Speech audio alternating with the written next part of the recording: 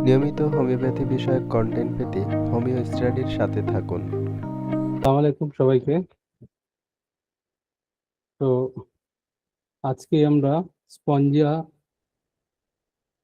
কিছু ভাববো কেমন করে স্পঞ্জিয়া আসে বা স্পঞ্জিয়ার মানসিক জায়গাগুলো রুব্রিক্স থেকে কিভাবে আমরা দেখতে পারি। একটা কেস আমি সিলেকশন করেছি, এটা হচ্ছে আমার কেস নয়, লাস্ট আমি নিজের একটা স্পঞ্জিয়ার কেস করেছি লাস্ট 3-4 মাস আগে থেকে চলছে ওটা। ওটা অ্যাকচুয়ালি খুব সিভিয়ার প্যাথোলজি। একটা 75 ইয়ার্স ওল্ড, অ্যাজমা, ইভেন ওর TSH high thyroid, TSH value প্রায় 100-এর ওপরে, এবং উনি কোনো অ্যালোপ্যাথি ওষুধ নেবে না টিএসএইচ এর জন্য। তার সঙ্গে ওনার ডিজেনারেশন পেন এবং তার সিমটোমেটিক স্পঞ্জিয়াতে ভীষণ ভীষণ ইফেক্ট। বাট আমি আজকের আপনাদের কাছে যে কেসটা শেয়ার করব, এই কেসটা শেখার খুব ভালো একটা কেস, এবং এই কেসটা আমাদের ভারতবর্ষের তথা পৃথিবীর ইতিহাসের মাইন্ড সিমটমের আমাদের সবার টিচার ওনারই কেস, এবং এটা আমি শেয়ার করব আপনাদের সঙ্গে। তো তার আগে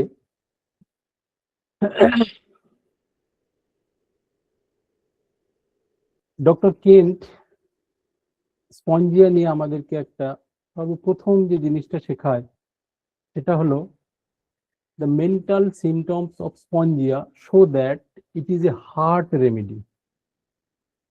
যে স্পঞ্জিয়ার মানসিক লক্ষণগুলি দেখায় যে এটি একটি আমাদের হার্টের একটা ওষুধ। ব্যাখ্যাগুলো আমি পরে যাব, বাট এটা আপনাদের বলে রাখলাম। কিন্তু উনি আরো বলেছেন যে যখন আমরা একটা খুব রুগী পাই যেটা খুবই একোনাইটেড স্টেজ থাকে, খুবই তার হার্টের সমস্যা থাকে, এবং যখন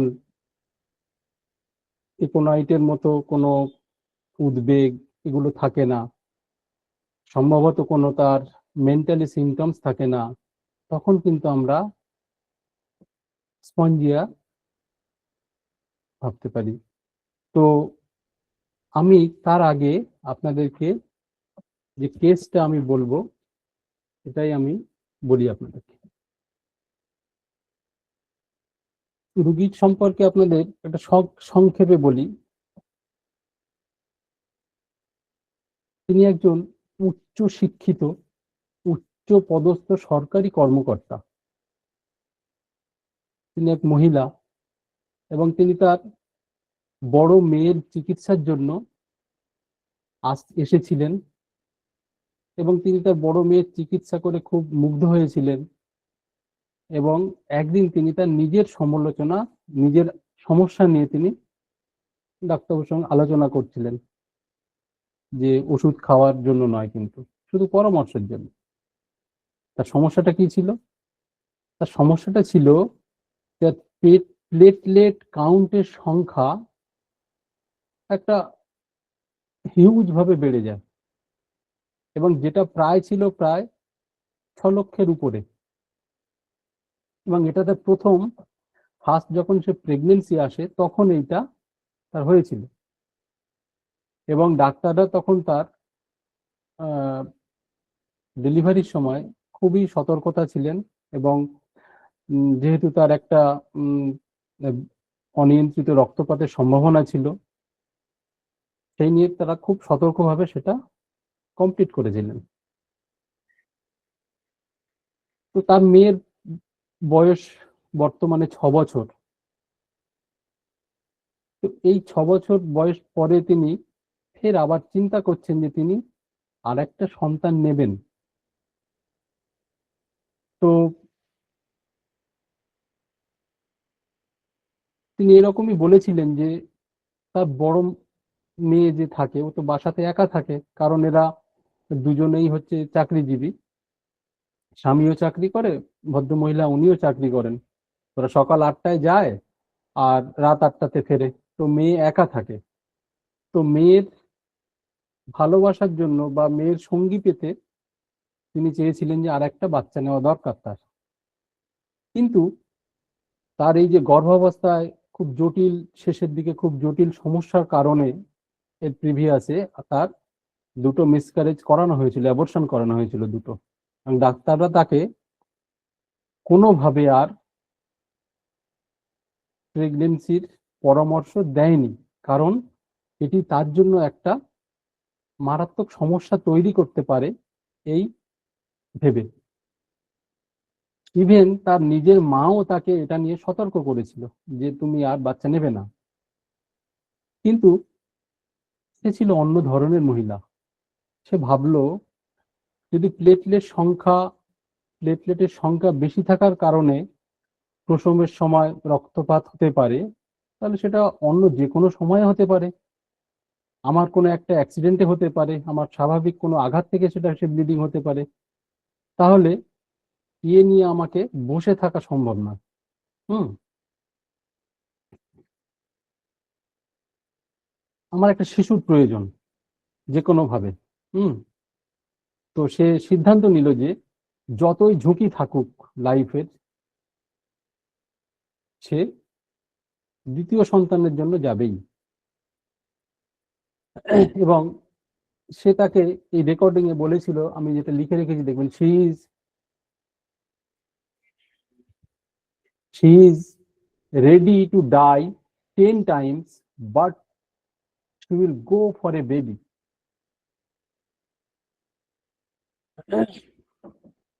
তো সে তার মেয়ের চিকিৎসার জন্য 2-3 বছর ধরেই আসছিল এবং তার সঙ্গে একটা ভালো সম্পর্ক হয়ে গেছিল।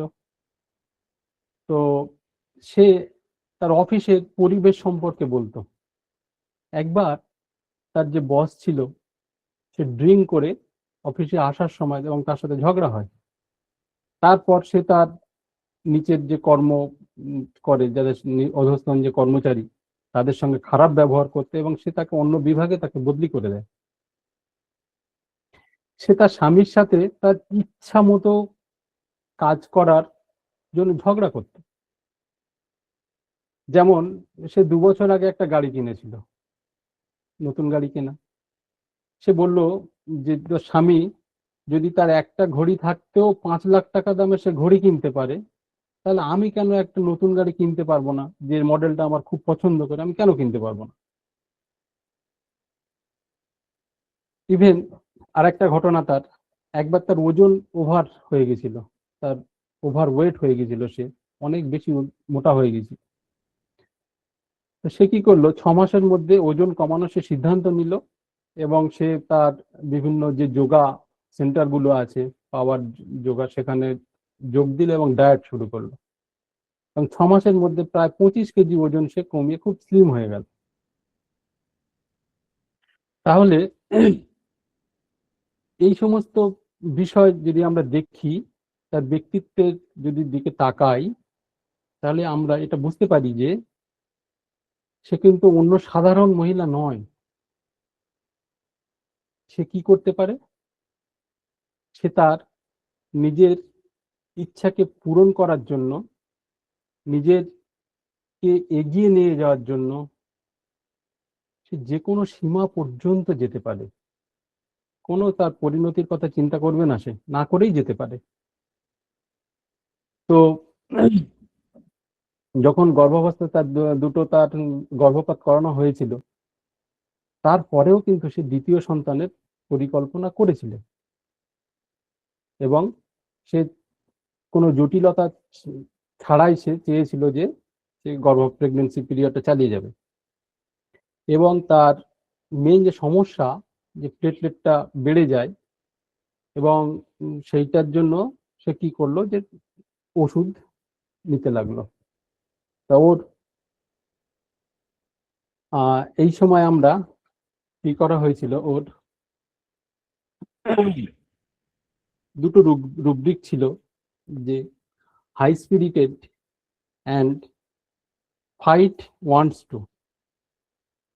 এই হিসেব করে ওকে হায়োসাইমাস 200 দুটো ডোজ দেওয়া হয়েছিল, এবং প্ল্যাসিবো দিয়ে ওনার গর্ভাবস্থাটা চলছিল। তো সে সময় প্লেটলেটের সংখ্যা কিন্তু 6.5 লক্ষের উপরে রইল, এবং সেই সময় তার জীবনের ঝুঁকি ভীষণ ছিল। সে কিন্তু দৃঢ় প্রতিজ্ঞ যে সে কোনো অবস্থায় কোনো অ্যাবর্শন বা কোনো কিছুই করবে না, সে গর্ভাবস্থা চালিয়ে যাবে। এবং শেষের দিকে যখন পিরিয়ড শেষ হয়ে আসলো, তখন তাকে সুপার একটা স্পেশালিস্ট হসপিটালে ওকে ভর্তি করা হয়। এবং সুপার স্পেশালিটি হসপিটালে ভর্তি করার পরে, এবং সেটা ছিল আমাদের দিল্লির একটা পিজি মেডিকেল কলেজ যেখানে তিনি ভর্তি ছিলেন। তো প্রসবের আগের রাতে ওনার প্লেটলেটের সংখ্যা হয়ে যায় 8 লাখের উপরে। তখন ওই কলেজের যিনি আমাদের গাইনোকোলজিস্ট হেড ছিলেন, উনি ওনাকে কি করলেন, উনি ওনাকে আর ওখানে রাখতে চাইলেন না। উনি বললেন ইমিডিয়েট এনাকে ট্রান্সফার করা হবে দিল্লি এমসে, All India Institute of Medical Science Delhi. যেখানে কিভাবে করা হলো, যে ওখানে কোনো যদি অপ্রীতিকর কিছু হয় তাহলে সঙ্গে সঙ্গে ওখানে নিয়ন্ত্রণ করার অত্যধিক চিকিৎসা আছে, অত্যাধুনিক। তো যখন ওনাকে এমসে স্থানান্তরিত করা হয়েছিল, তখন উনি তার স্বামীকে পাঠায়, এবং ওখানে হায়াসাইমাস 1M এবং 10M দুটো ডোজ করে দেওয়া হয়েছিল, এবং সেই রাতে ডোজগুলো নিয়েছিল। এবং পরের দিন ওর প্লেটলেটের সংখ্যা 4.5 লাখে নেমে আসে, এবং তার অস্ত্রোপচার করা হয় এবং একটা কন্যা সন্তানের জন্ম হয়। এরপর থেকে সে প্রায় কিন্তু মেয়েদের নিয়ে চেম্বারে আসে। হঠাৎ একবার তার খুব জ্বর হয়েছিল। জ্বর হওয়ার পরে ওর রুটিন সিবিসি চেক করানোর পরে তো দেখা যায় ওর প্লেটলেটের সংখ্যা কিন্তু 10 লক্ষের উপরে। এবং 10 লক্ষের উপরে যেহেতু প্লেটলেট, তাই ইমিডিয়েট ওর কিছু অ্যান্টিবায়োটিক ওষুধ খেয়ে তার জ্বর কমানো হয়। কিন্তু ও জ্বরটা কমে যাওয়ার 2-4 দিন পরে তার আবার ফের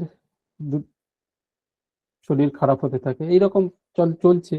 তো হঠাৎ একদিন প্রায় 1-2 বছর পরে আবার প্রচন্ড জ্বর হয়, এবং তার ফের সিবিসি রিপোর্টে প্লেটলেটের সংখ্যা দেখা যায় 11.5 লাখ, 11 লাখ এর উপরেই তার প্লেটলেট। তখন সে কিছু ভীতি হয়ে পড়ে যে এবারে আমার মনে হচ্ছে কিছু দরকার। তো এখানে আসার পরে ওকে এমসে একবার যাওয়ার পরামর্শ দেওয়া হয়েছিল, যে এমসে কিছু আরো পরীক্ষা নিরীক্ষা করে তারপরে কিছু করা। তো এমসে যাওয়ার পরে ওর বোন ম্যারো টেস্ট থেকে আরম্ভ করে শরীরের সমস্ত পেট সিটি স্ক্যান বা এই সমস্ত যেগুলো রিপোর্ট করার সেগুলো সব করা হয়েছিল, কিন্তু তার কোনো রকম কোনো প্যাথোলজিক্যাল কোনো কিছু পাওয়া যায়নি তেমন। তাই ডাক্তাররা তাকে, এমসের ডাক্তাররা ওকে লিউকোমিয়ার জন্য কিছু ওষুধ হালকা ডোজের, যেটা ইনজেকশন আকারে প্রায় প্রতি সপ্তাহে দিতে হবে, এরকম একটা ওকে প্রেসক্রাইব করেছিল। কিন্তু উনি যেহেতু সপ্তাহে একদিন করে ওকে কন্টিনিউ এমস যেতে হবে, উনি সেই কারণে যেহেতু ছোট বাচ্চা ওনার, সে বাচ্চা রেখে বা ও বাড়ি থেকে অনেকটা দূরে সে যেতে চাইছিল না। কারণ এর আগে ওনার এই সুপার স্পেশালিটি হসপিটাল নিয়ে কিছু একটা ওনার ভীতি ছিল, যে ওনার কিছু কলিগ কিছু রং ট্রিটমেন্টে মারা গেছে। সেই সমস্ত দিক করে উনি বললো উনি ওই সমস্ত ট্রিটমেন্ট করবে না, উনি হোমিওপ্যাথি নেবে। তো হোমিওপ্যাথিতে তখন ওনাকে আবার হায়াসাইমাস 10M দিয়ে চিকিৎসা চালানো হলো। এবং সপ্তাহে সে সিবিসি রিপোর্ট আসতো, কোনো সপ্তাহে 1 লাখ বাড়ে তো কোনো সপ্তাহে 1 লাখ কম। এই পর্যন্ত হায়াসাইমাস, সিএম, এলএম পোটেন্সিতে সবকিছু দেওয়া হয়েছিল, কিন্তু বাট পরিস্থিতি কিন্তু তেমন কিছু বদলানো হলো না। এই জায়গায় মহিলা হঠাৎ একদিন তার পরিস্থিতি সম্পর্কে জিজ্ঞেস করা হলো যে কেমন সে আছে, কেমন ফিলিং কেমন। সে খুব জোরালোই বলেছিল যে আমি মানসিকভাবে খুব শক্তিশালী, কিছুই আমাকে নিরুৎসাহিত করবে না, এবং আমি আপনার ওষুধটা চালিয়ে যাব। আমি জানি যে এই ওষুধই একমাত্র আমার সমস্যার সমাধান করবে, কারণ এর আগে আমি আমার প্রেগনেন্সির সময় দেখেছি যে প্লেটলেটের সংখ্যা কমিয়েই আমার বাচ্চা হয়েছিল। সুতরাং আমার এর প্রতি ফেথ খুব বেশি। তো তখন এবারে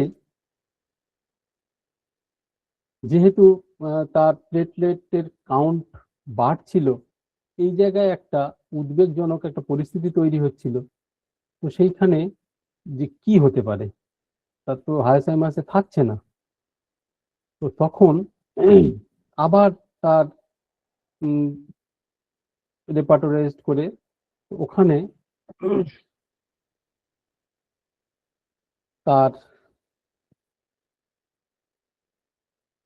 দুটো রুব্রিক্স নেওয়া হয়েছিল।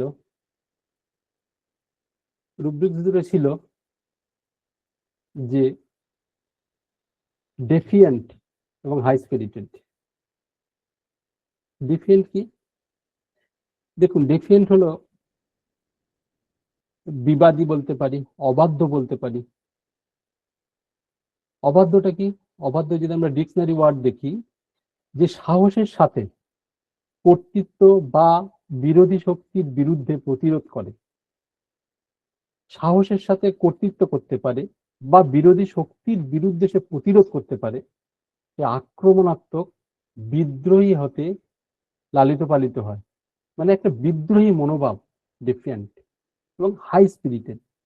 এই দুটো রুব্রিক্সের এগেনস্টে ওকে স্পঞ্জিয়া দুশোর দুটো ডোজ দেওয়া হয়েছে, এবং 1 সপ্তাহ পরে সে তার আসলো এবং বলল যে আমি অনেক অনেক অনেক সুস্থ, আমার সমস্যা নেই। এবং সে পরে কয়েকবার তার মেয়েদের জন্য ওষুধ নিতে এসেছিল, বাট সে কোনোদিন তার রক্ত পরীক্ষা কিন্তু করায়নি। সে বলল যে আমি আরাম বোধ করছি, কিন্তু আমি কেন আমি পরীক্ষা করাবো? আমি আমার এর আগে তো অনেক ট্রমা করে এসছে আমার লাইফে, তো আমি আর পরীক্ষা করাবো না। তো অনেক মাস কেটে গেল, ওষুধের জন্য আসে না। তো যখনই ও যেহেতু সরকারি অফিসে কাজ করে, তো সেখানে যখনই কোনো কাজের জন্য পাঠানো হয়, সে কিন্তু বলে যে আমি ভালো আছি এবং প্লেটলেট গুলি আমার অতীত, ওগুলো আমার পাস্ট, ওগুলো নিয়ে আমার আর কোনো থিঙ্কিং নেই। এই ছিল এই কেস। এই জায়গায় আমরা একটু বিশ্লেষণ করব যে কেন হাইসাইমাস কাছ থেকে স্পঞ্জিয়াতে আসলো, কেন হাইসাইমাস ওকে কন্ট্রোল করতে পারলো না।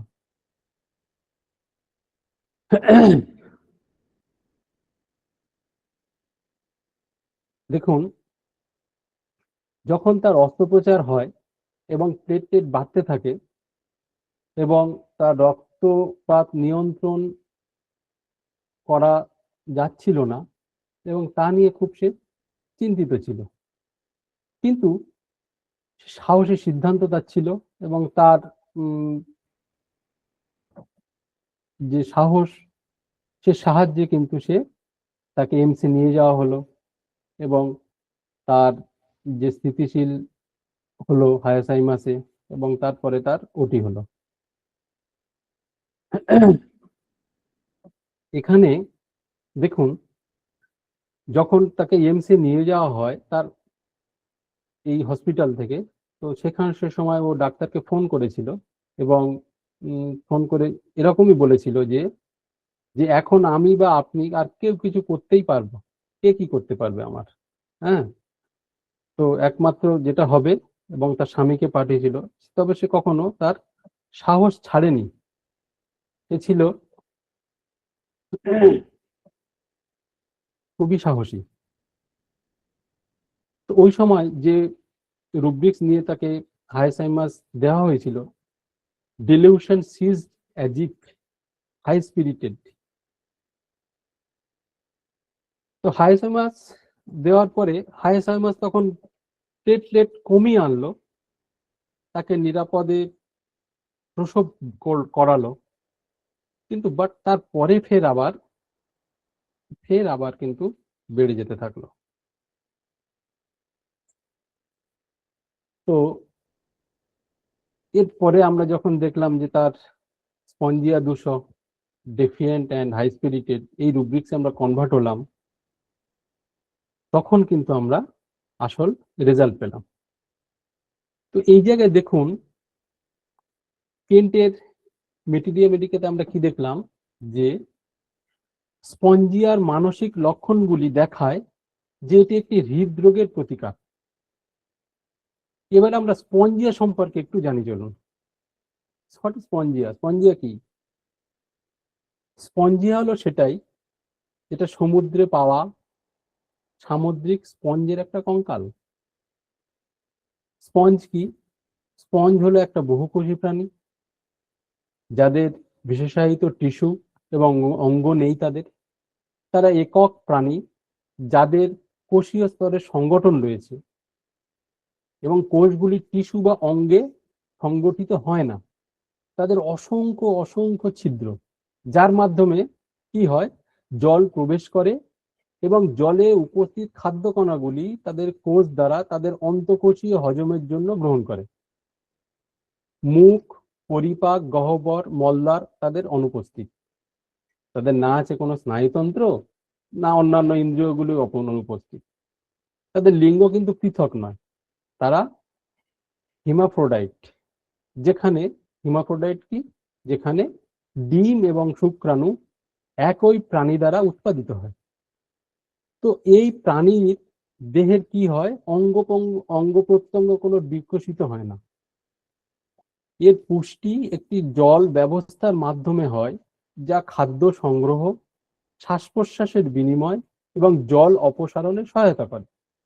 এর মানে হলো এটাই যে এর উদ্দেশ্য একটাই, ছিদ্র দিয়ে পানি বের করে আনা এবং নিজেকে টিকিয়ে রাখা।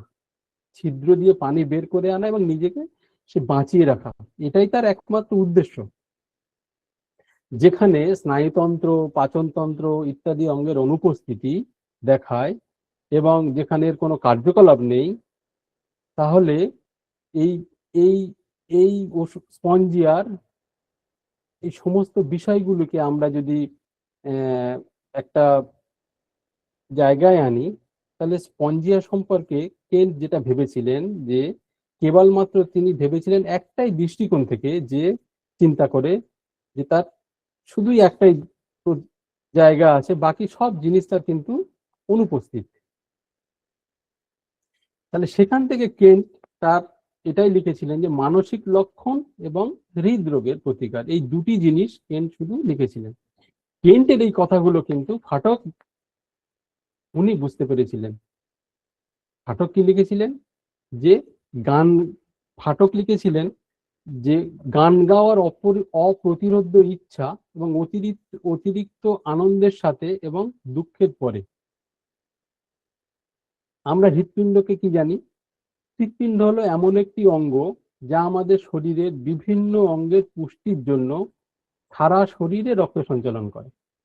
এটি কোনো সময় এক মুহূর্ত আমাদের এটা বিশ্রাম পায় না, যেহেতু অবিরাম একে চলতে হয়। তাই জীবের সবচেয়ে সক্রিয় অঙ্গ হলো হৃৎপিণ্ড, যেটা কখনোই কিন্তু থামে না। হৃৎপিণ্ডকে আমরা আবেগের কেন্দ্রস্থলও বলতে পারি। যদি কোনো ব্যক্তি আঘাত পান, তবে তিনি সেই হৃদয়ে ব্যথা সে অনুভব করেন। জীব হৃদয়ের অনুভূতির সাথে প্রেম, স্নেহ, আসক্তি, যত্ন প্রদর্শন করে।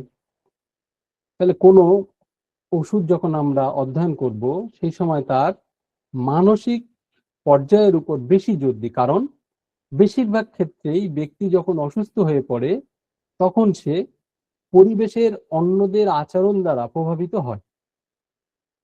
অন্যথায় তার শরীরে কোনো ভাইরাস, ব্যাকটেরিয়া বা কোনো শরীরে কোনো কিছু প্রবেশ করতে দেয় না। তাহলে মানসিক উত্থান পতনের সময় আমরা দুর্বল হয়ে পড়ি এবং আমরা অসুস্থ হয়ে পড়ি।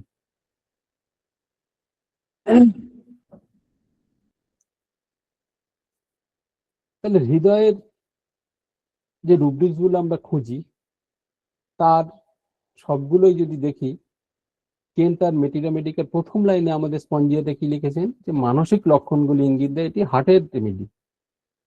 কিন্তু এই জায়গায় এখানে কোনো একটিও এতে দেখবেন যে আমরা তার স্নেহশীল, যত্ন বা ভালোবাসা, ফ্যামিলি ইত্যাদি বিভাবে কিন্তু আমরা দেখিনি যে স্পঞ্জিয়া। তাহলে একজন ব্যক্তি তার আবেগ ছাড়া কিভাবে বাঁচবে? তাহলে এই ব্যক্তি, তাহলে এখানে কিছু আবেগগত উপস্থিত থাকবে। কিন্তু আপনি যদি সেনসিটিভ রুব্রিক্সটা দেখেন, সেখানে প্রায় 244টি ওষুধ আছে, কিন্তু সেখানে স্পঞ্জিয়াও নেই। তাহলে এটাকে একটু অন্যভাবেই বুঝতে হবে, কারণ কেন্ট তো আর কোনোদিন ভুল লিখবে না, তিনি ঠিকই লিখেছেন। তাহলে মনের রুব্রিক গুলো আমি যদি কিছু দেখি, যে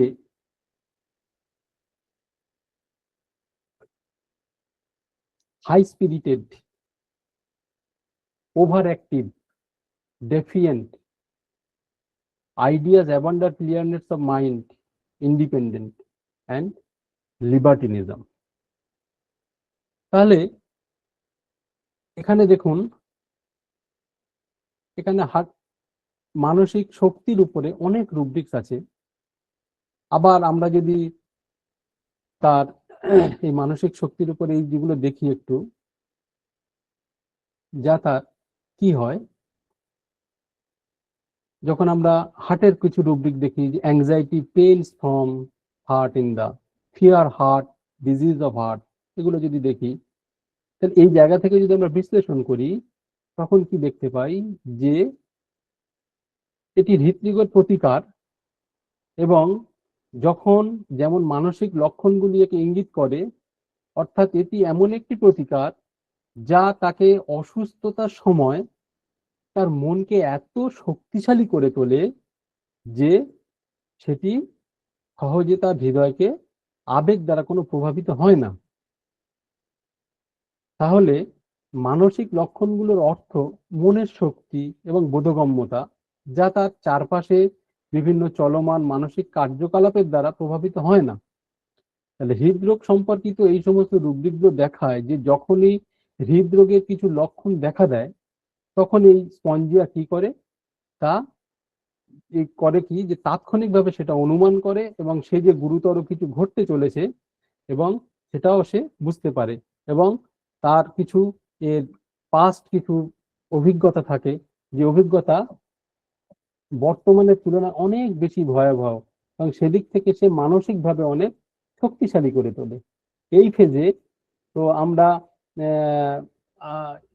এবং সে তাকে নিজেকে কি করে, আরো ভালোভাবে সে যাতে এগিয়ে যেতে পারে, সেই কারণে সে মনকে শক্তিশালী করে। তাহলে অতীতে এমন কিছু হৃদয় বিদারক ঘটনা অবশ্যই আছে যা এই ওষুধকে প্রভাবিত করেছে, এবং সেই অসুস্থতার সময় তার সামান্য লক্ষণ তাকে ভীত করে তোলে, এবং সে মানসিক শক্তি বৃদ্ধি করে সে এগিয়ে যায়। যখন ধরুন ধরুন যখন কোনো ব্যক্তির হৃদস্পন্দন বন্ধ হয়ে যায়, তখন সে মৃত। তাহলে হৃদরোগের যে কোনো অস্বাভাবিক লক্ষণ ব্যক্তির বোধগম্যতাকে তার মৃত্যুর সাথে যুক্ত করে।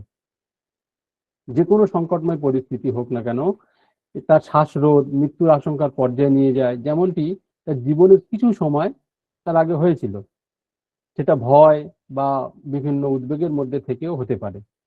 তাহলে সংকট থেকে বেরিয়ে আসার জন্য তার কিন্তু কোনো সাহায্যের প্রয়োজন নেই। কেন? সে কোনো অভিযোগ, বিলাপ, কোনো কান্নাকাটিও করে না, এই সমস্ত রুব্রিক্সে নেই স্পঞ্জিয়া। তাহলে অতীতের যে ভয়াবহ অভিজ্ঞতা সেগুলোকে পিছনে ফেলে দেয়, সে ভুলেই যায় তার যে প্লেটলেট কবে সে বেড়ে গিয়েছিল, এখন আর সে মনে রাখে না। সে কি করে, পরবর্তী সে প্রেগনেন্সির জন্য চেষ্টা করে, তাহলে সে জয়ের জন্য চেষ্টা করে, সে নিজেই এক ধাপ এগিয়ে কোনো হুমকি, তার মা যে ডাক্তাররা, তার মা, তার সবাই বারণ করেছিল যে তুমি প্রেগনেন্ট হবে না, প্রেগনেন্সি নেবে না, কিন্তু সে কোনো সমস্ত হুমকি কিছু পরোয়া করে না সে। তাহলে এখন আমরা আমরা ক্লিনিকে ব্যবহারযোগ্য যেভাবে হয় সেভাবে একটু বুঝবো আমরা। ধরুন কেসটাতে কি ছিল, যে একজন উচ্চ পদস্থ সরকারি কর্মকর্তা প্রথমবার যখন তিনি এসছিলেন, তিনি তার এর প্রিভিয়াস অ্যাবর্শনের তার যে ইতিহাস ছিল, এবং সে সমস্ত ডাক্তাররা তার বারণ করা সত্ত্বেও সে কিন্তু তিনি তার ডিসিশন থেকে তিনি বের হননি, তিনি তার ডিসিশনেই তিনি পরবর্তী প্রেগনেন্সিতে গিয়েছিলেন। তাহলে যদি এখানে অতীতের অভিজ্ঞতার কারণে তিনি এটা করেন, তাহলে সে অভিজ্ঞতার অতীতের যে তার ভয়, অতীতের যে তার কারণ, সেটাকে সে জীবনে এগিয়ে এসছে, সেটা ছেড়ে দিয়ে এসছে। তাহলে এই জায়গায় তো যখন আমরা দেখেছিলাম যে সে কেন কেন সে নিতে চেয়েছিল যে বাচ্চাটা, সে বাচ্চাটা নিতে চেয়েছিল এই কারণে যে তার মনে হয়েছিল যে তার যে আরেকটা বাচ্চা আছে তার সঙ্গে সে সাথ দেবে, তার কোম্পানি দেবে, তার উম, সাথে কাজ করবে বা তার সাথে থাকবে। হ্যাঁ, এই জায়গায় কিন্তু একটা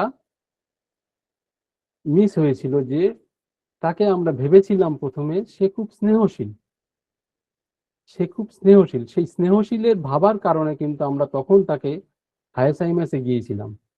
হায়াসাইমাস কি ছিল? হায়াসাইমাস ছিল সে হাই স্পিরিটেড, অ্যাফেকশনেট, অ্যাফেকশন। তাহলে সে যখন কন্যা সন্তান জন্ম দেয় তার কিন্তু ভয় এখনো যায়নি, সে আবার সেই তার ফের প্লেটলেট বাড়লো এবং সে সেই প্লেটলেট বাড়া থেকে ফের আবার ডাক্তারের শরণাপন্ন হয়েছিল। কেন হয়েছিল? যে সেখানে তার মৃত্যুর একটা ঝুঁকি ছিল, সে মারা যেতে পারে। হুম, এখানে দেখুন একটা জিনিস, যখন তার প্রিভিয়াস হিস্ট্রিতে তার মৃত্যুর আশঙ্কা তৈরি হয়েছিল প্রথম বেবির সময়,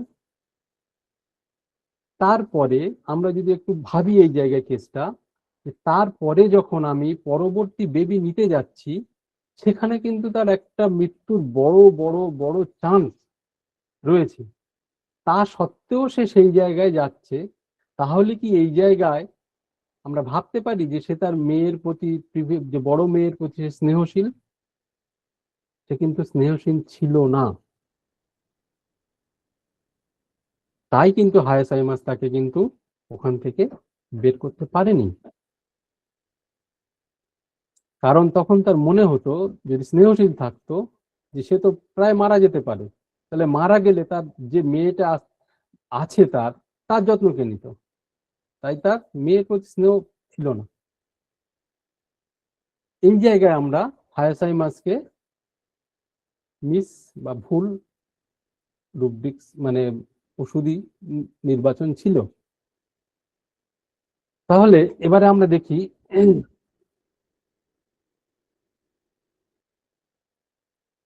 যখন, তাহলে কি ছিল? তার তো হায়াসাইমাস ছিল না, তার স্নেহ ছিল না। যখন দেখুন একবার যে গর্ভাবস্থায় শেষ দুটি গর্ভপাতের সময় তিনি যে মানসিক আঘাতের সম্মুখীন হয়েছিলেন তা কিন্তু তার মনে গেঁথে থাকে এবং তিনি তার জন্য জীবনের ঝুঁকি যে নিয়েছিলেন, যে প্লেটলেটের সংখ্যা তাকে কিন্তু ভীত করে তুলতে পারেনি। তাহলে কারণ যে কোনো সময় যে কোনো কিছু ঘটতে পারত, এই দুটি চিন্তা তার মনে কিন্তু ঘুরপাক খায়। স্পঞ্জিয়া কিন্তু একটা সহজ সরল ব্যক্তিত্বের অধিকারী, তার হাস্যরসের অনুভূতি থাকে এবং সে নিজের মতো করে সে কাজ করতে পারে। তো নিজের মতো করে কাজ করতে গেলে কি করে? কোনো বাধা ছাড়াই সে নিজের মতো কাজ করতে পারে। এখানে আমরা ফ্রিভোলাস, সে কোনো জিনিসকে তুচ্ছ করে, উইটি, রসাত্মক খুব, সে জানে তার সমস্যা আছে, তবু এটাকে খুব একটা সে পাত্তা দেয় না, গুরুত্ব দেয় না অত, জীবন সে উপভোগ করে। ডক্টর ফাটক লিখেছিলেন কি, যে গান গাওয়ার অদম্য ইচ্ছা এবং অতিরিক্ত আনন্দের সাথে তারপর কি আসে? দুঃখ।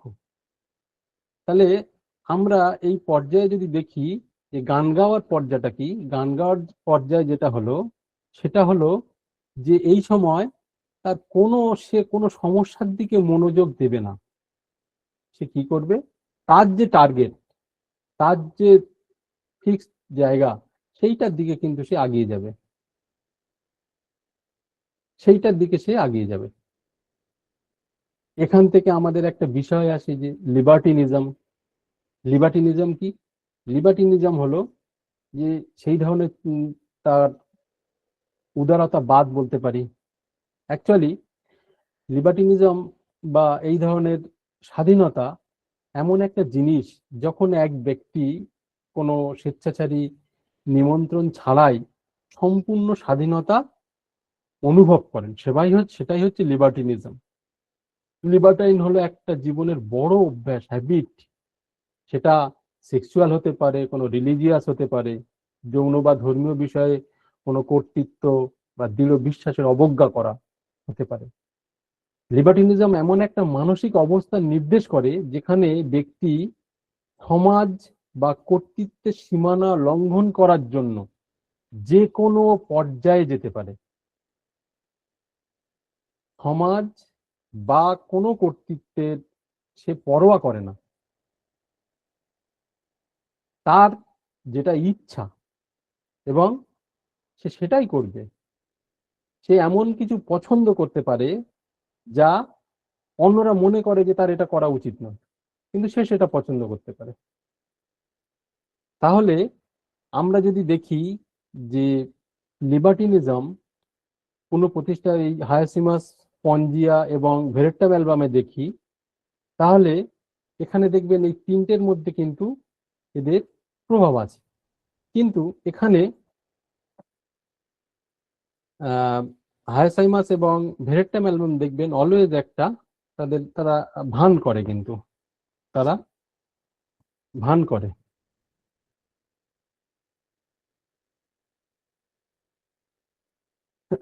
এক মিনিট একটু ধরুন।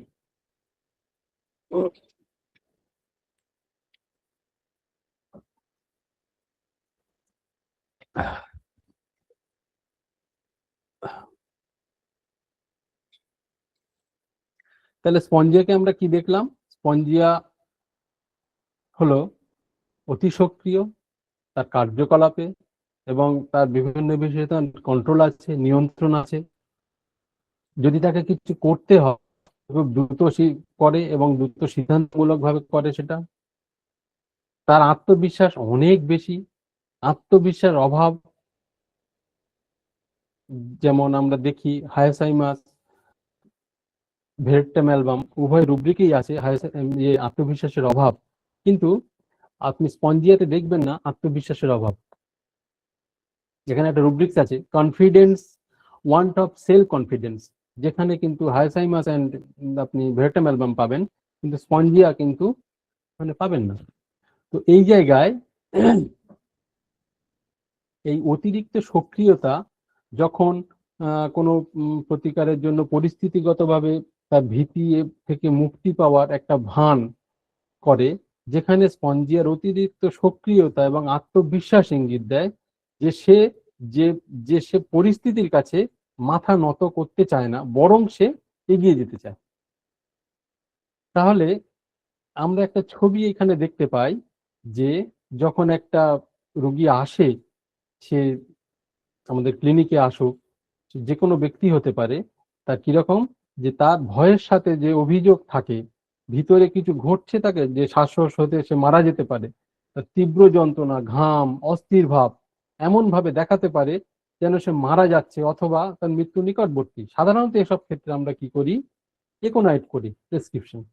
কিন্তু একোনাইটের ক্ষেত্রে কি হয়, তার অস্থিরতা, তার অ্যাংজাইটি, তার ফিয়ার, তার এই সমস্ত এতই স্পষ্ট যে সে কি করে, সে দৃঢ়ভাবে এটা পরিস্থিতি থেকে মুক্তি পাওয়ার জন্য ডাক্তারের কাছে যান।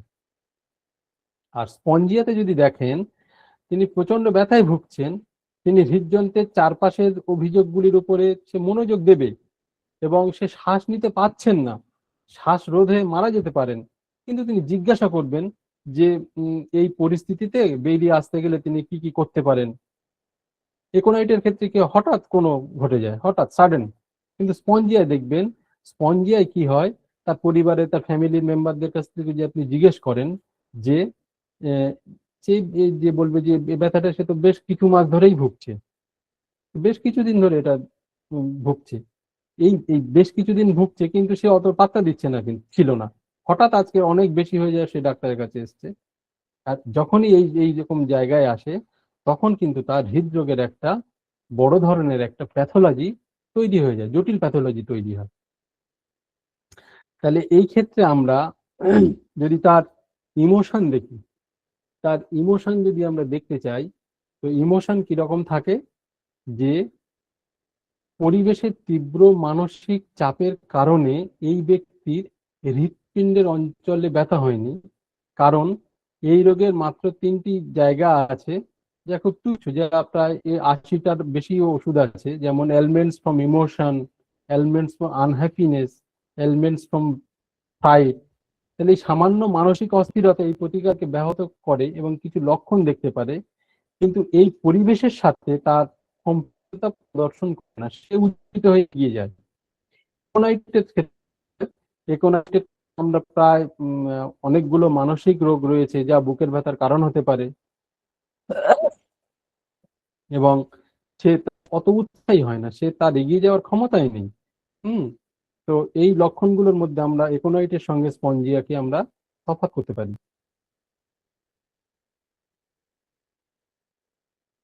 তো যখন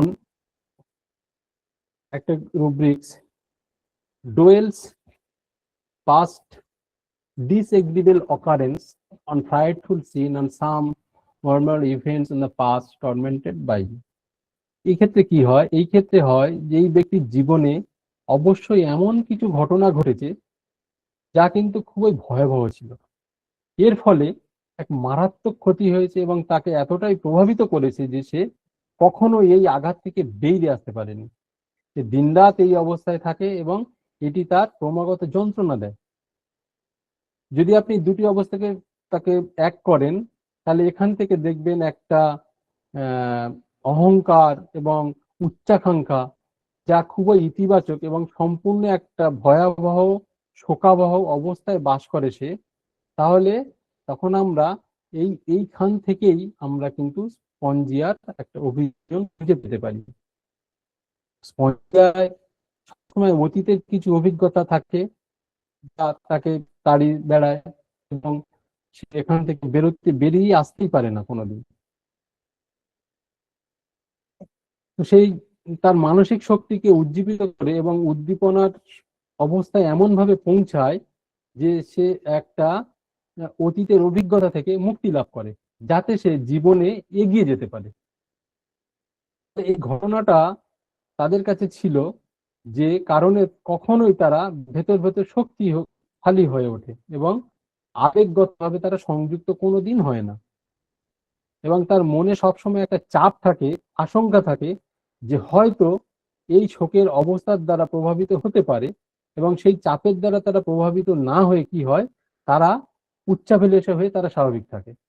মানে চাপের কাছে ওরা স্পঞ্জিয়া কোনোদিন মাথা নত করবে না, তারা চাপকে পাস করে তারা হাই স্পিরিটেড থাকবে, যাতে তারা এই মানসিক সমস্যাগুলি তারা এড়িয়ে যেতে পারে। তাহলে কেন্টে আমরা যদি দেখি, তিনি একোনাইটে কি বলেছেন যে একোনাইটের যে গভীর ভাবে স্পঞ্জিয়া কাজ করে এবং এর হৃদরোগগুলি ধীরে ধীরে বিকশিত হয় এবং টিস্যুর পরিবর্তন, হৃৎপিণ্ডের বৃদ্ধি এবং একটি স্থির বৃদ্ধি গ্রহণ করে যখন এর ভাল্বগুলি পরিবর্তিত হয় এবং এর মধ্যে বিভিন্ন সাউন্ড হয়। এর সাথে কিন্তু এর মানসিক লক্ষণগুলির সাথে এটা পুনর্নিঃসরণ বা মানসিক লক্ষণগুলির উদ্গারণও বলতে পারি আমরা। তাহলে হৃদয়ের যে আবেগ, সেই আবেগের ছোট পরিবর্তনের কোনো ধারণা ছাড়াই প্রতিফলিত করে এখানে, যেখানে মন পরিস্থিতি অনুযায়ী কাজ করে এবং তার প্রতিক্রিয়া দেখায়। যেমন একটি শিশু, ধরুন একটি শিশু কিন্তু তার হৃদয় দিয়ে কাজ করে, কিন্তু একজন প্রাপ্তবয়স্ক সে তার মন দিয়ে কাজ করে। তাহলে স্পঞ্জিয়াতে এই আবেগগত সমস্যাগুলি তার হৃদয়কে প্রভাবিত হলেও কিন্তু সে প্রতিক্রিয়া দেখায় না, কারণ সে নিজেকে মানসিকভাবে শক্তিশালী করে তোলে এবং অতীতের ঘটনাগুলি তাকে এতটাই শক্তিশালী করে যে সে তার মন থেকে সরে যায় না, বরং বারবার সেগুলো হৃদয় আন্দোলিত করে। কিন্তু তাকে যেহেতু শক্তিশালী হতে হবে, এগিয়ে যেতে হবে, এর দ্বারা সে প্রভাবিত হয় না ওখানে। তাহলে আবেগগত ক্ষোভ প্রকাশ করা হয় না, এর মাধ্যমে সে কি করে, হৃদয়কে দুর্বল হতে দেয় এবং মনের শক্তিশালীতার নিয়ন্ত্রণ, আবেগগত ক্ষোভ থাকে না তার কোনো। তাহলে মানসিক ভাবে খুব শক্তিশালী হয়, কিন্তু ভিতর ভিতর তার হৃদয় দুর্বল হয়।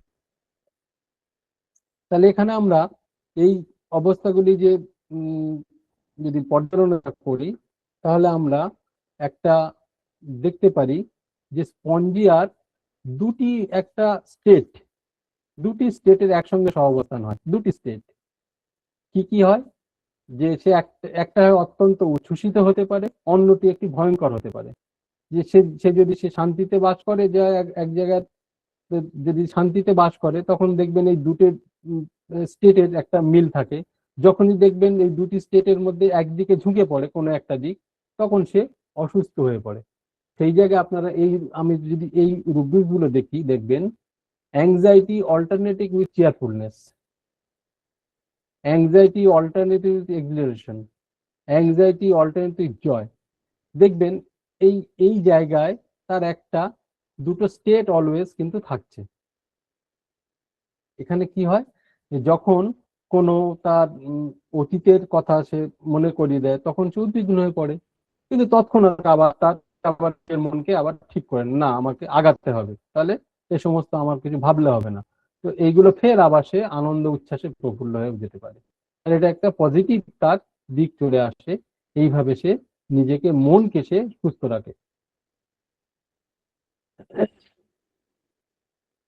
অন্যদিকে কি হয়, যখন সে খুব সক্রিয় থাকে, যখন সে সক্রিয় ওঠে, তখন তার স্বাধীনতাকে সে উচ্চাকাঙ্ক্ষার সাথে অনুসরণ করার একটা ইচ্ছা পোষণ করে। আমি স্বাধীন, আমাকে কেউ যেন হস্তক্ষেপ না করে। তাই সে অতীতের সেই ঘটনাগুলি তাকে শোকের বা দৃশ্যের কথা মনে করিয়ে দেয়, এবং সে তখন আবার ফের গম্ভীর হয়ে উঠতে থাকে। তখন আমরা দেখি চেয়ারফুলনেস alternate with seriousness, cheerfulness alternative with weeping, meat alternative with sadness, meat alternative with weeping, dullness। তো এই সমস্ত রুব্রিক গুলোতে আমরা কি পাই, যে সে নিজেকে মানসিক ভাবে এতটাই শক্তিশালী করে তার জীবনে যা ঘটেছে তার দিকে সে পিছনে ফিরে তাকাতেই চায় না।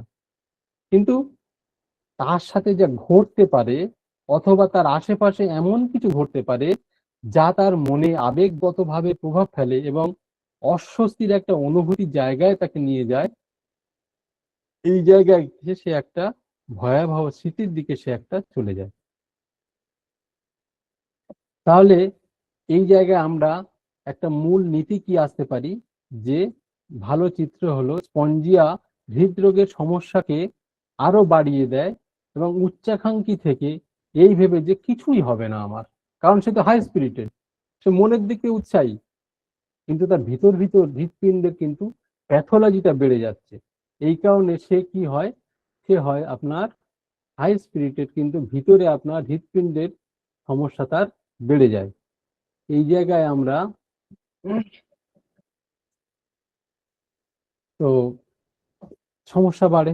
তো সমস্যা বাড়ার সাথে সাথে তখন কি করে, সেই সমস্যাগুলো সে উৎসাহের সাথে তার কাজ চালিয়ে যায়, এবং যখন তার সমস্যা কি হয়, তার সহ্যের সীমানা ছাড়িয়ে যায়, তখন সে মনে করে কি হয়, যে এবারে আমার একটা কিছু করতে হবে, না আর বসে থাকলে আমার চলবে না, তখন আমাকে একটা কিছু করতে হবে।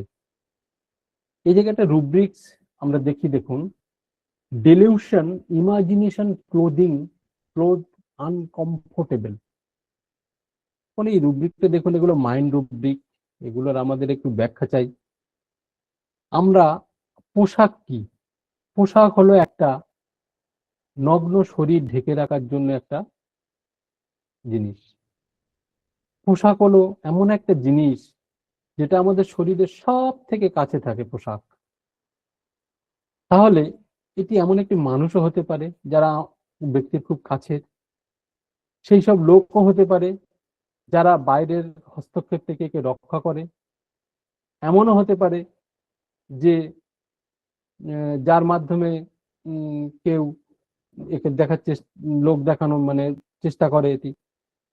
তাহলে স্পঞ্জিয়ার প্রসঙ্গে আমরা এই রুব্রিকের অর্থ এরকম হতে পারে যে সে তার মানুষের খুব কাছের মানুষদের সাথে সে স্বাচ্ছন্দ্য বোধ করে না।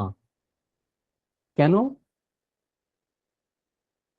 যে তারা তাকে তার পছন্দ অনুযায়ী কাজকর্ম করতে দেয় না, কারণ এগুলো সমাজের রীতিনীতির বিরুদ্ধে কাজকর্ম। পাশের যারা থাকে তারা ওকে পরামর্শ দেয়, করতে দেয় না।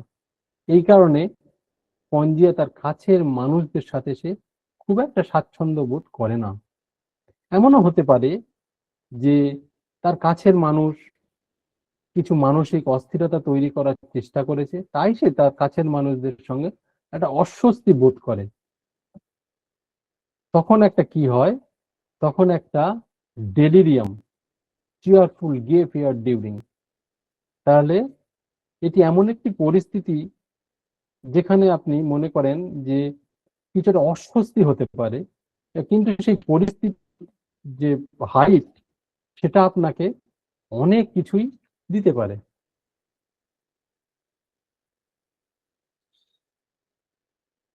কোনো ঝুঁকিপূর্ণ পরিস্থিতি থাকা সত্ত্বেও সে তাকে উপভোগ করে। কারণ কি, এটি তাকে একটা অদ্ভুত একটা পরিস্থিতির বিরুদ্ধে একটা লড়াই করার একটা প্রেরণা দেয়, লড়াই করার একটা প্রেরণা দেয়।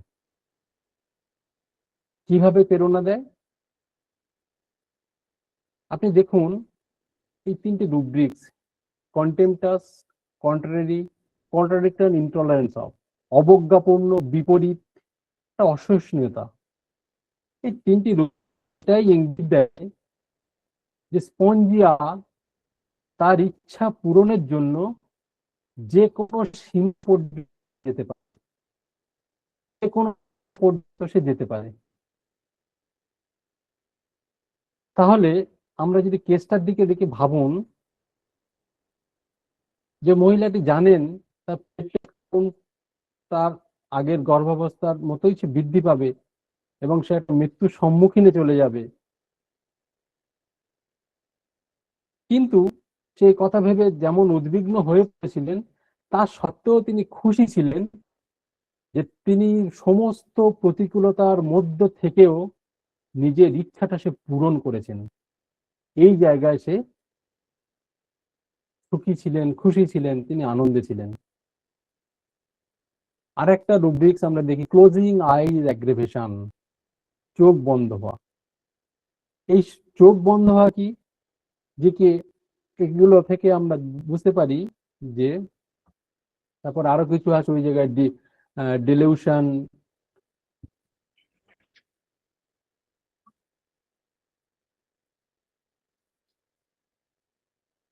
এক second, delusion, imagination, eyes closing on, delusion, specters, ghost, spirits, closing eyes on, এই সমস্ত অনেক কটা রুব্রিক্স আছে।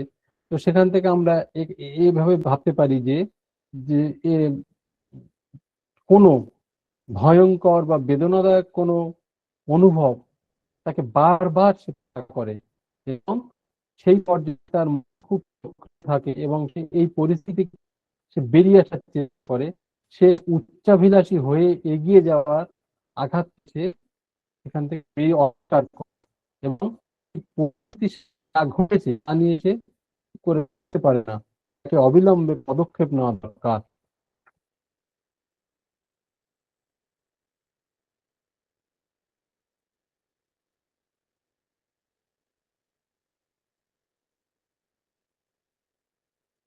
এই স্পঞ্জিয়ার বিভিন্ন রুব্রিক গুলো যদি আমরা পর্যায়ক্রমিক দেখি, তাহলে দেখুন একটা রুব্রিক হচ্ছে anxiety sitting up in bed amelioration, যে এটি সবসময় কি হয়, দুটি অবস্থার মধ্যে একটা পর্যায়ক্রমিক একটা ঘটে, কিন্তু বাস্তবে দেখুন একটা সর্বদা এক অবস্থায় যা খুব ভয়ঙ্কর থাকে এবং মৃত্যুর মতো পরিস্থিতি তৈরি হয়, এটিকে কাটিয়ে ওঠার জন্য তাকে কি হতে হবে, উচ্চাকাঙ্ক্ষী হতে হবে, যাতে কি হয় সে অতীত করে না পড়ে তার জীবনটা এগিয়ে নিয়ে যেতে পারে। সে কি হয় যে সুসংবাদ উচ্ছ্বসিত হয়, তার অতীতের স্মৃতি থেকে সে আবার বেরিয়ে আসার চেষ্টা করে, যখন সে আবার বেশিক্ষণ থাকে না, কারণ তার ট্রমা, তার স্ট্রোকের অবস্থাকে পেয়ে যায় এবং সে আবার অতীতের কথা আবার অনেক সময় মনে করিয়ে দেয়। এই কারণে কি হয়, এই কারণে সে তার নিজের অজান্তেই সে নিজের ক্ষতি করে অনেক সময় এবং নিজেকে স্বাস্থ্য চেষ্টা করে, এমন পর্যায়ে চলে যায় যে এই পরিস্থিতি তার নিজের বড় ক্ষতি করতে পারে। দেখুন এই জায়গায় একটা fear cough, whooping cough with, তার কি হয়, ভয়। হুপিং কাশি এমন একটা কি অবস্থা এখানে কাশি ক্রমাগত প্যারক্সিজমের মতো চলতে থাকে, যার ফলে একজন ব্যক্তি শ্বাসকষ্ট হয় এবং যার ফলে তিনি শ্বাসরোধ অনুভব করে। তাহলে এই রুব্রিকের অর্থ হলো যে ইতিমধ্যেই তার শ্বাসরোধের মতো অবস্থায় আছে এবং আশঙ্কা করছে যে যদি কিছু ঘটে তাহলে আরো জটিলতা দেখা দিতে পারে, যার ফলে সে শ্বাস নিতে পারবে না এবং শ্বাসরোধ হয়ে মারা যেতে পারে। Fear death of fatal in disease of, fear suffocation of, আর একটা মৃত্যুর দিকে ভয় থাকে, শ্বাসরোধ হয়ে যাওয়ার ভয় থাকে। তো এই সমস্ত বিভিন্ন সংগ্রামের সময় সে কি করে, সে তার অনুভব করে যে তার মাথার উপর নিয়ন্ত্রণ একটা হারিয়ে ফেলতে পারে এবং তার ইচ্ছার বিরুদ্ধে যেতে পারে, অন্যদিকে পড়ে যেতে পারে, যা কিন্তু সে চায় না।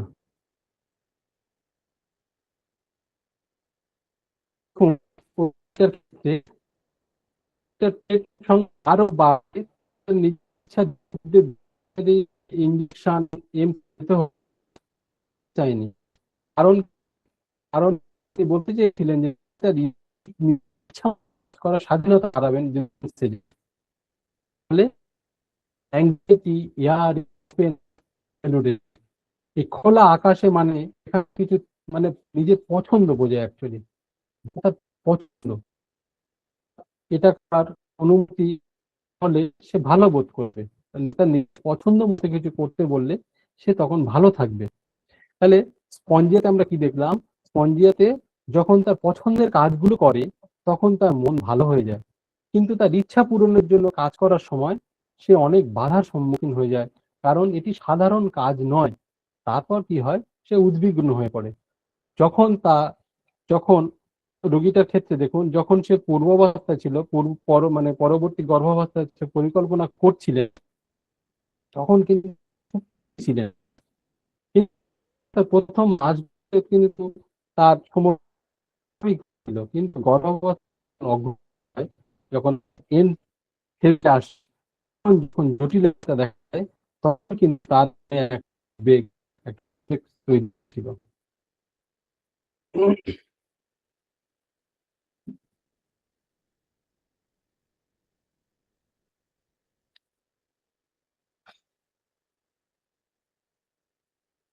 তাহলে আমরা মোটামুটি শেষেই এসেছি চলে। এইদিকে আমি আপনাদের লিবার্টিনিজম সম্পর্কে একটু বলবো। লিবার্টিনিজম হয় অতিরিক্ত, ধরুন কারো অতিরিক্ত যৌন ইচ্ছাতে যখন এই অবস্থায় চলে যায়, তার মধ্যে আনন্দের সাথে কার্যকলাপ চালিয়ে যাওয়ার একটা অতিরিক্ত ইচ্ছা যায়। এই কারণে পাঠক ছিলেন অতিরিক্ত আনন্দ গান ইচ্ছা। রুব্রিক্সটা ছিল এরকম যে ই desire to sing with excess, তবে তার সময় বাধা বা পরিস্থিতির মুখোমুখি হয় তাকে বিপজ্জনক যে এটা এত সোজা নয়, যদিও যাওয়ার কথাও আছে, তার মধ্যে যাওয়ার মতো শক্তি নাও থাকতে পারে, এটি তার মধ্যে দুঃখ নিয়ে আসে অনেক সময়। তাহলে মধ্যে না, লোক অর্জনের জন্য এই সব খুব অতীতের তারা